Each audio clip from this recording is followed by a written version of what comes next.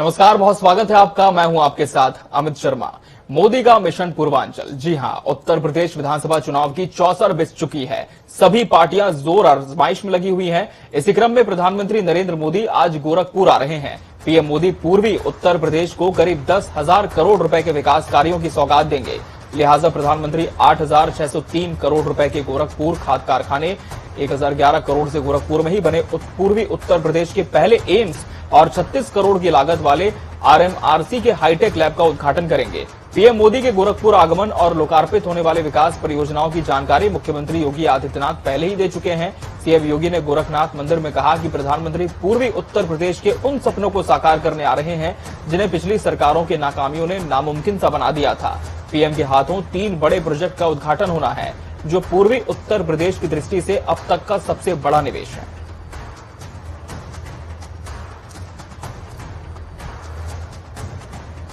और दौरे को लेकर क्या कुछ तैयारी हो चुकी है, कब तक पीएम पहुंचेंगे, तमाम जानकारी के साथ हमारे सहयोगी सुभाष गुप्ता हमारे साथ जुड़ चुके हैं।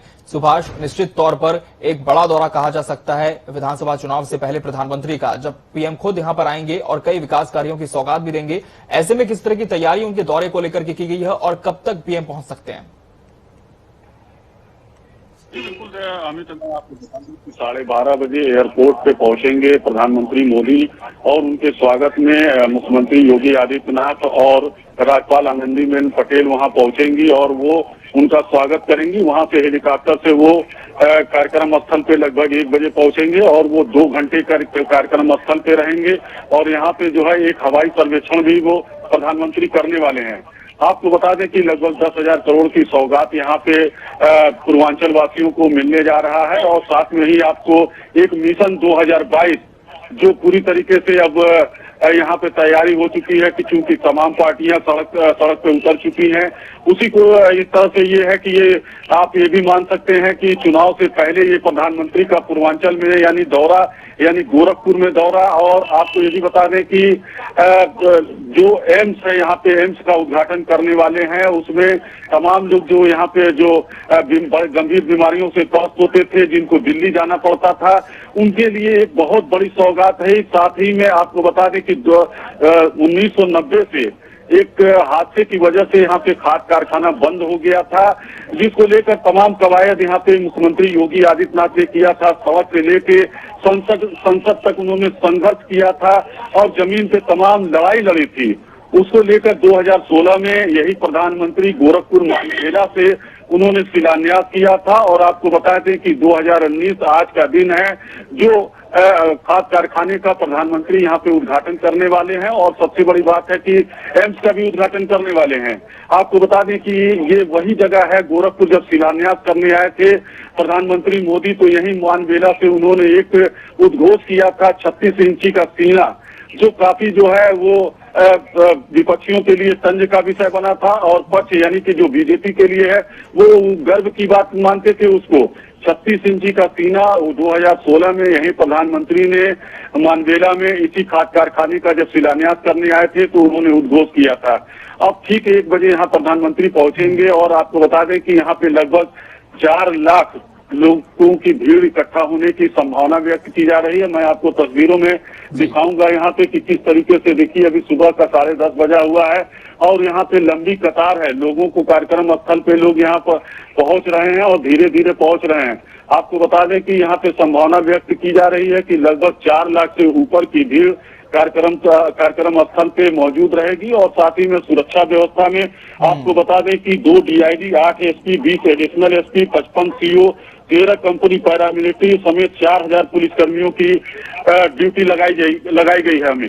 बिल्कुल, तो तमाम सुरक्षा के बंदोबस्त भी यहाँ पर किए गए हैं। हाई लेवल सिक्योरिटी के तहत तमाम तैयारियां इस आयोजन की हो चुकी है। जब पीएम पहुंचेंगे अब सिर्फ इंतजार है प्रधानमंत्री नरेंद्र मोदी के पहुंचने का। आगे भी आपसे इस खबर पर हम अपडेट लेते रहेंगे। फिलहाल बहुत शुक्रिया सुभाष आपका हमसे जुड़कर तमाम जानकारी साझा करने के लिए, तमाम तस्वीरें पहुंचाने के लिए। तो पीएम मोदी का आज गोरखपुर दौरा है, कई विकास कार्यों की सौगात भी पीएम आज देने जा रहे हैं जिले को। और आपको बता दें कि मिशन पूर्वांचल इसे नाम दिया है बीजेपी ने। पूर्वांचल को फतेह करने की कोशिश एक बार फिर बीजेपी की है और जिस तरह से आगामी समय में विधानसभा चुनाव है, ऐसे में पीएम का दौरा काफी अहम साबित हो सकता है पार्टी के लिए। और इस बीच बड़ी खबर मिल रही है, समाजवादी पार्टी और आरएलडी गठबंधन की पहली रैली आज है। आज एक ही मंच पर गरजेंगे अखिलेश और जयंत। बड़ी खबर आपको बता दें, मेरठ से साझा रैली को संबोधित करेंगे अखिलेश और जयंत। सपा के राष्ट्रीय अध्यक्ष अखिलेश यादव और आरएलडी के राष्ट्रीय अध्यक्ष चौधरी जयंत सिंह हेलीकॉप्टर से एक साथ पहुंचेंगे। दोनों दलों के पार्टी पदाधिकारी, कार्यकर्ता और समर्थक रैली में भीड़ जुटाने के लिए 3 दिनों से मेरठ में ही डेरा डाले हुए हैं। दबथुआ में रैली स्थल पर 2 मंच बनाए गए हैं। एक मंच पर अखिलेश यादव और चौधरी जयंत सिंह होंगे। इनके साथ दोनों पार्टियों के करीब 50 मुख्य पदाधिकारी रहेंगे। दूसरे मंच पर करीब 100 अन्य पदाधिकारी रहेंगे। ये पहला मौका होगा जब दोनों नेता चुनाव से पहले एक साथ होंगे। रैली को सपा आरएलडी ने प्रतिष्ठा से जोड़ दिया है। सपा आरएलडी की कोशिश है कि भीड़ के लिहाज से ये रैली ऐतिहासिक हो। पहले ये आरएलडी की ही रैली थी, लेकिन बाद में इसे गठबंधन की रैली में तब्दील कर दिया गया। बताया जा रहा है कि इस रैली के दौरान दोनों पार्टियां सीट बंटवारे का ऐलान भी कर सकती हैं और रैली काफी अहम होने वाली है। और कहीं ना कहीं गठबंधन रैली, इसे दोनों ही पार्टियों ने मिलकर नाम दे दिया। हमारे सहयोगी अनिल के अंकुर, स्टेट हेड, हमारे साथ जुड़ चुके हैं इस खबर पर। अनिल, निश्चित तौर पर एक बड़ी रैली से कहा जाएगा, क्योंकि आरएलडी ने पहले इस रैली पर पूरा दबदबा कायम किया था, लेकिन अब सपा की भी सहभागिता इसमें नजर आएगी। ऐसे में क्या माना जाए कि जब आज दोनों ही दिग्गज नेता अपनी अपनी जगह पर एक साथ मंच पर होंगे, तो सीट बंटवारे को लेकर भी कोई अहम घोषणा आज इस रैली के बाद हो सकती है? देखिए, ठीक कहा आपने कि जो जैसा कि सीट बंटवारे को लेकर घोषणा होगी, लेकिन मैं इसके पहले चूंकि मैं मौके पे हूं, मैं आपको दिखाना चाहूंगा किस तरीके से रैली तैयारी है। ये वो गांव है, वो स्थल है जहां पर रैली होने जा रही है। पीले रंग के गुब्बारों में अखिलेश यादव और अजीत जैन चौधरी और इन सबकी तस्वीरें डाली गई है। कैमरा पर्सन किस तरीके से दिखाना चाहती है। इसके साथ ही साथ सबसे बड़ी बात है, ये रैली भले ही आरएलडी और समाजवादी पार्टी की हो, कैमरा पर्सन दिखाऊंगा, ये देखें कि किस तरीके से सुभाषता के लोग बाग भी यहाँ पे मौजूद हैं। बड़ी संख्या में सुभाषता वाले भी पीले झंडे लेके आए हैं। जिस तरीके लाल झंडे और हरे झंडे हैं, उसके बीच में और हरे झंडे और उसके बीच में पीले झंडे, यानी सुभाषता भी ये सक्रिय है। जहां पे रैली स्थल है, उसके ठीक सामने सड़क पार पे बनाया गया है, हेलीपैड बनाया गया है। हेलीपैड की देखिए भारी सुरक्षा बंदोबस्त है, चारों तरफ पुलिस तैनात है और घेरेबंदी कर ली गई। और यहीं पे उसके ठीक पीछे एक पोस्टर लगा है, संकल्प रैली नाम दिया गया है। संकल्प रैली में एक तरफ जयंत चौधरी है तो दूसरी तरफ अखिलेश यादव है। तो इस तरीके से रैली निश्चित रूप से बहुत बड़ी सियासी तौर पर मानी जा रही है। जैसा कि आप बता रहे थे कि बिल्कुल सही बात है। इस रैली के चलते आगे आने वाले उत्तर प्रदेश विधानसभा चुनाव को नई दिशा मिल सकती है, क्योंकि चौधरी अजीत सिंह के बाद जयंत चौधरी ने ये बड़ा काम यहाँ पे किया, क्योंकि चौधरी अजीत सिंह इस क्षेत्र के जाट लैंड के बहुत बड़े नेता हुआ करते थे। आज जिस तरीके से जयंत चौधरी ने इस रैली को यहाँ पे आयोजित किया है, उससे लगता है कि वो अपनी पावर दिखा रहे हैं और बताना चाहते हैं कि आगे आने वाले दिनों में क्या होने वाला है। जी बिल्कुल अनिल, ये भी समझना चाहेंगे कि जिस तरह से स्थानीय मुद्दों की अक्सर बात होती है और अखिलेश यादव तो चूंकि पूर्व मुख्यमंत्री भी रह चुके हैं प्रदेश के, ऐसे में इस बार इस रैली में क्या इस तरह के मुद्दों की गूंज होगी जो हम सपा की रैलियों में भी अक्सर देखा करते थे? हालांकि इस बार चूंकि आरएलडी का साथ है, तो ऐसे कौन कौन से मुख्य बिंदु हैं जो इस सभा में दोनों ही जो पार्टियां हैं वो उठा सकती हैं? देखिए, सबसे बड़ी बात है, जो बिंदु वाली बात है, सबसे बड़ा इशू है किसान। ये जाट लैंड है, किसान लैंड है और यहाँ पे हर आदमी कहीं न कहीं तौर से किसानी से जुड़ा हुआ है और बहुत लंबे समय से उत्तर प्रदेश में वो लोग किसान आंदोलनरत है और किसान लगातार अपनी मांगों की डिमांड कर रहे हैं। तो सबसे बड़ा मुद्दा यहाँ पे किसान रहेगा, उसके बाद महंगाई रहेगा, इसके साथ ही साथ बेरोजगारी, क्योंकि जो पश्चिम उत्तर प्रदेश का युवा है उसका सबसे बड़ा मकसद होता है किसानी करे, नहीं तो पुलिस और पीएससी में भर्ती हो जाए, सेना में भर्ती हो जाए। यहाँ पे तो यहाँ के जो लोग हैं जो बेरोजगारी से लंबी समय से झेल रहे हैं, तो ये तमाम इश्यूज है जो जनहित, जो जनता से जुड़े हुए हैं, ये सारे मुद्दे जहाँ पे रहेंगे, युवा के रहेंगे, किसानों के रहेंगे, स्वास्थ्य के रहेंगे, कोरोना काल में जिस तरीके से लोगों की मौतें हुई वो रहेंगे और इस प्रकार के बहुत सारे मुद्दे हैं जो यहाँ पे उठाए जाएंगे। क्योंकि दोनों नेता युवा हैं, जयंत चौधरी भी युवा है और अखिलेश यादव भी युवा है, तो युवाओं की भावनाओं को ज्यादा नजदीक से समझते हैं। आज इस रैली में निश्चित रूप से बहुत कायदे से ये लोग हुंकार भरने वाले हैं कि आगे आने वाला समय किसके साथ है। जी बिल्कुल, आने वाला समय किसके साथ है ये फिलहाल देखने वाली बात होगी और कहीं ना कहीं मर्म को समझने की कोशिश दोनों ही दल के नेता कर रहे हैं। किसानों की बात करें या फिर युवाओं की बात करें, अब फिलहाल देखना होगा कि इस रैली के बाद क्या सीट बंटवारे को लेकर भी कोई अहम घोषणा दोनों ही पार्टियों की तरफ से की जाती है या सिर्फ एक शक्ति प्रदर्शन के तौर पर इस रैली को देखा जा सकता है। आपसे आगे भी इस खबर पर तमाम जानकारी लेते रहेंगे। फिलहाल बहुत शुक्रिया आपका हमसे जुड़ने के लिए। तो रैली के दौरान सीट बंटवारे का भी ऐलान हो सकता है, ऐसी संभावना पुख्ता बनी हुई है। वहीं आपको बता दें कि आरएलडी और सपा की ये संयुक्त रैली होने वाली है। दोनों नेता कई बड़े मुद्दों पर सरकार पर प्रहार करते हुए एक ही मंच पर नजर आएंगे। आज एक ही मंच पर नजर गरजेंगे अखिलेश और जयंत। वहीं यूपी की इस लड़ाई में बीजेपी और सपा से कहीं पीछे नहीं है। कांग्रेस भी लगातार मंथन कर रही है और जाति के समीकरण को साधने में जुटी हुई है। कांग्रेस पार्टी आज दलितों को रिझाने की कोशिश करेगी। जिला प्रयागराज में आज कांग्रेस पार्टी के एससी विभाग की तरफ से एक जनसभा आयोजित की गई है, जिसमें कांग्रेस पार्टी के प्रदेश अध्यक्ष अजय लल्लू और एससी विभाग के चेयरमैन जनसभा को संबोधित करेंगे। जनसभा के जरिए आगामी विधानसभा चुनाव में दलितों को साधने की कोशिश होगी। प्रदेश के बेसिक शिक्षा मंत्री सतीश द्विवेदी ने कहा है कि टीईटी परीक्षा इसी महीने आयोजित की जाएगी। जल्द ही इसकी तारीख भी घोषित कर दी जाएगी। शिक्षा मंत्री ने कहा कि यूपी टीईटी पेपर लीक के लिए जो भी लोग दोषी पाए गए हैं उन पर कार्रवाई की गई है। जांच में जो भी और लोग दोषी मिलेंगे उन्हें भी बख्शा नहीं जाएगा। उन्होंने कहा कि हमारी सरकार ने पारदर्शी व्यवस्था लागू की है।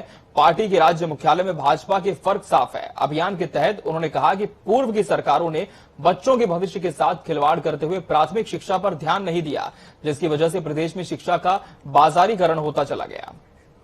वहीं किसान संयुक्त मोर्चा की आज अहम बैठक होनी है। बड़ी खबर आपको बता दें, किसान संयुक्त मोर्चा की आज अहम बैठक होनी है। आंदोलन को आगे बढ़ाने या खत्म करने पर इसमें मंथन होगा। सरकार को डेडलाइन की आज आखिरी दिन है और कई मांगों पर सरकार का रुख स्पष्ट नहीं है। किसान संगठनों का यह कहना है सरकार को दी गई डेडलाइन का आज आखिरी दिन है और किसान लगातार आरोप लगा रहे हैं कि सरकार उनकी मांगों पर अभी भी स्पष्ट रुख अख्तियार नहीं कर रही है और न ही गंभीर है। इसे लेकर आज एक अहम बैठक होने जा रही किसान संयुक्त मोर्चा की और इस बैठक पर यह तय होगा कि आगे इस आंदोलन को और बढ़ाया जाए, इसकी समय सीमा, या फिर आंदोलन शांत किया जाए। आंदोलन को आगे बढ़ाने या खत्म करने के लिहाज से ये बैठक काफी अहम साबित होने वाली है। वहीं सरकार को दी गई डेडलाइन की भी आज आखिरी तिथि है। 7 दिसंबर तक का वक्त किसान मोर्चा ने दिया था सरकार को कि उनकी बैठक हो और इस पूरे विषय पर संज्ञान ले सरकार, लेकिन किसान संगठनों का आरोप है कि सरकार ने इस ओर अभी तक कोई भी ध्यान नहीं दिया है। ऐसे में किसान संयुक्त मोर्चा आज फिर से अपनी बैठक करने जा रहे हैं, जिसमें रणनीति बनाई जाएगी कि आंदोलन को आगे बढ़ाना है या फिर इसे पूरी तरह से अब शिथिल कर देना है, खत्म कर देना है। कई मांगों पर सरकार का रुख बिल्कुल भी स्पष्ट नहीं है, संयुक्त किसान मोर्चा का यह कहना है।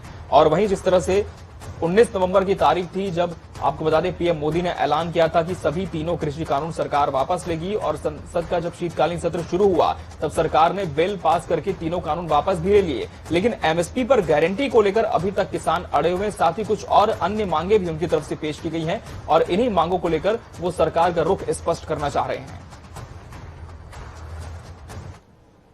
जैसे जैसे यूपी विधानसभा का चुनाव नजदीक आ रहा है वैसे वैसे आपराधिक मामले भी लगातार बढ़ते जा रहे हैं। हत्याओं का सिलसिला बढ़ चला है। इसी से जुड़ा एक नया मामला बाराबंकी जिले से आया है, जहां दुकान बंद करने के बाद घर लौट रहे सपा बूथ अध्यक्ष पर नकाबपोश बदमाशों ने ताबड़तोड़ गोलियां बरसा दी। घटना को अंजाम देकर बदमाश फरार हो गए। ग्रामीणों ने घायल बूथ अध्यक्ष को सामुदायिक स्वास्थ्य केंद्र हैदरगढ़ पहुंचाया, जहां गंभीर हालत को देखते हुए डॉक्टरों ने उन्हें ट्रॉमा सेंटर लखनऊ रेफर कर दिया।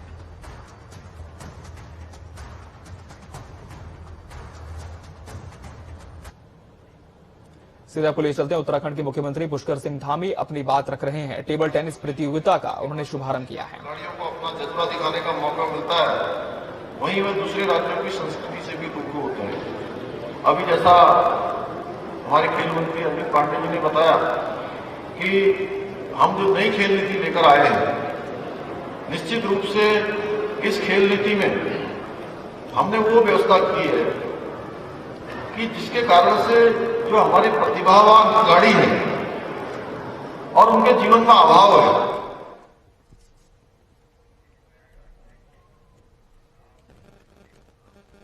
बढ़ते आगे, प्रयागराज कार्यक्रम में शामिल होने पहुंचे बीजेपी प्रदेश अध्यक्ष स्वतंत्र देव सिंह ने एक बड़ा बयान दिया है। उन्होंने कहा कि आजादी के बाद भारत में नेहरू के नेतृत्व में आतंकवादी चैलेंज देते थे कि श्रीनगर के अंदर में तिरंगा फहराकर दिखाओ। चैलेंज को एक नौजवान ने स्वीकार किया और वहां पर जाकर तिरंगा फहराया। वो नौजवान नरेंद्र भाई मोदी थे।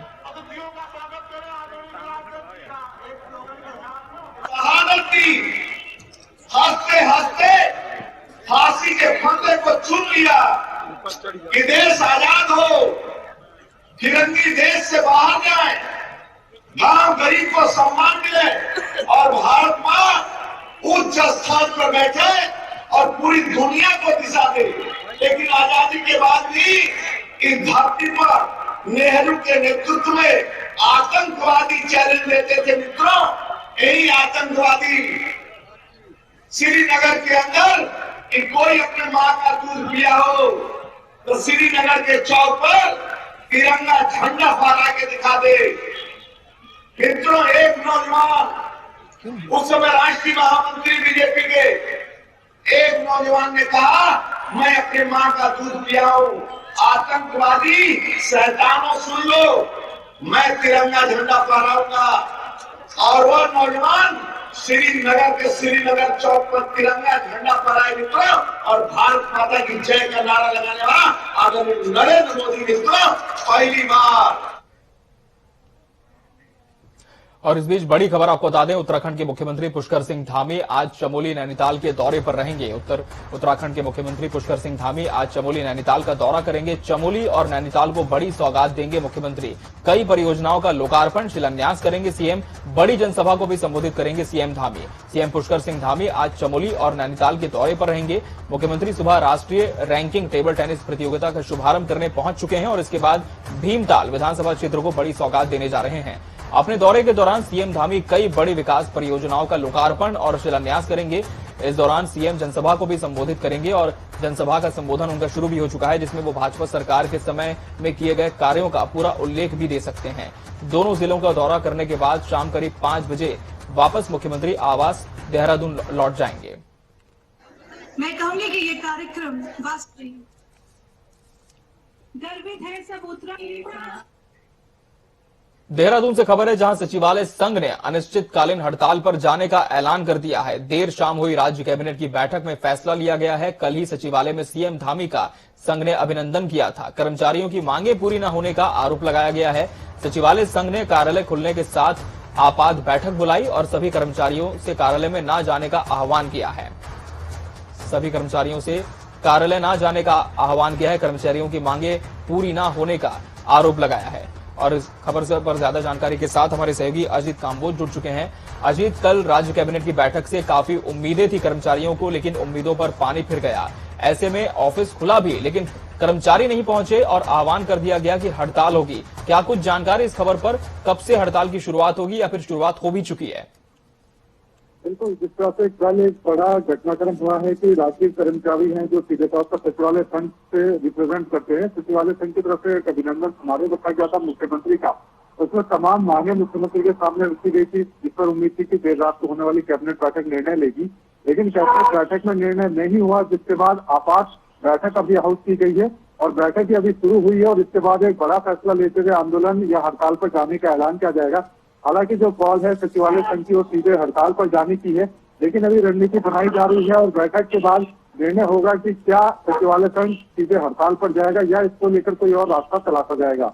बिल्कुल, क्या अजीत एक रास्ता यह भी हो सकता है कि शासन स्तर पर किसी तरह का ज्ञापन सौंपा जाए या फिर मांग पत्र पेश किया जाए फिर से?